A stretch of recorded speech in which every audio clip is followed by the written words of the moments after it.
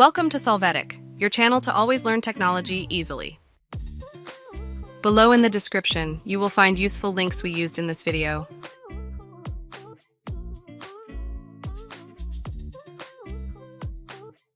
Today in Solvetic, we will see how to remove the SIM card from a Samsung. We will start by looking for a slot like this on our phone that will have a small hole. Next, we are going to use the key or hook included in the original mobile phone box, or look for something similar in size. After that, we are going to insert that key into the slot hole, and we will see how the SIM card tray is ejected. Then we can proceed to remove the tray completely. We will see that a message indicates that the SIM has been removed.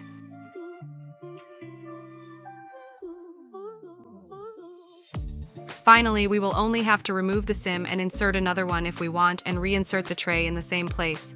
It will ask us for the security pin. Hey, remember to subscribe Solvetic channel.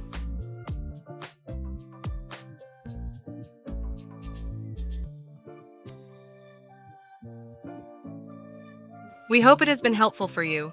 Here are links to watch more videos of your interest and subscribe to the Solvetic channel. Thank you.